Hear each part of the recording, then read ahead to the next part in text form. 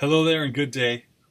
I'm the logical Lotto Cracker. My name's James. Welcome to my channel. Just going to jump right into this now.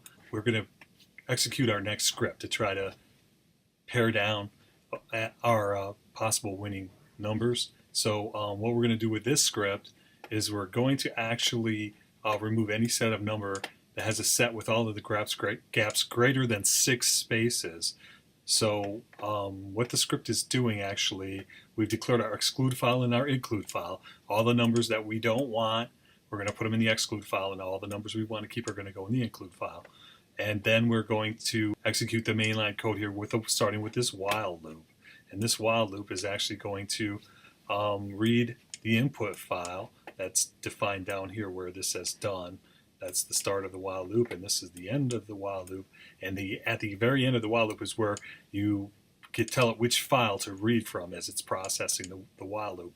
And in this case, that file is our test number 0 file. It's the same file that we created back, I think, in episode 2 or 3, where we put 1,000 winning numbers sets that had actually won for the Michigan Fantasy 5 from the past that were posted on the website. We put those, downloaded those from the internet and put them into this flat file right here. So we've got 1,000 past winning numbers, and now we're going to take a look at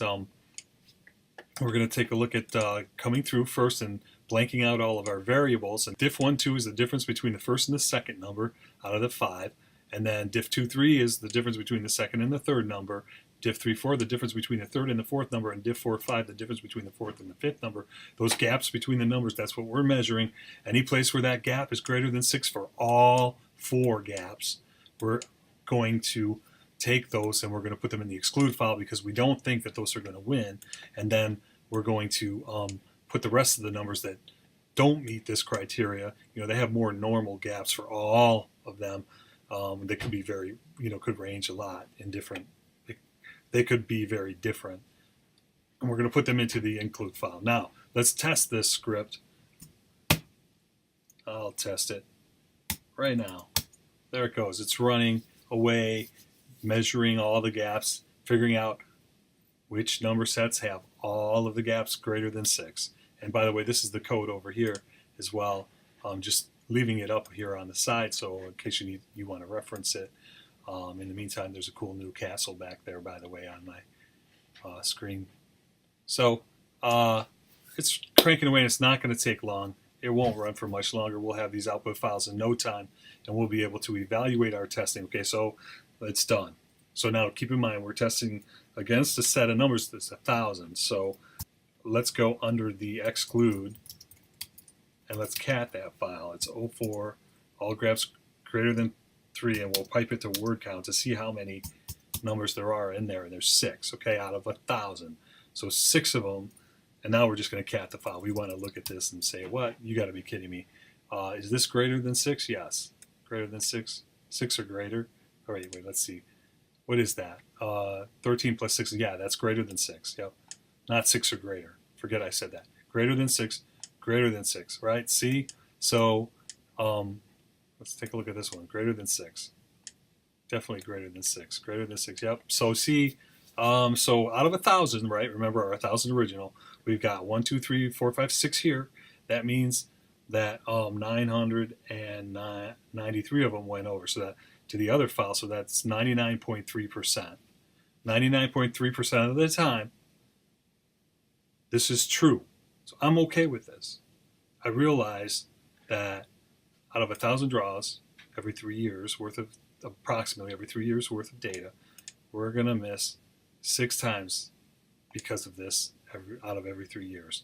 And I'm okay with that. So we're going to move this to production.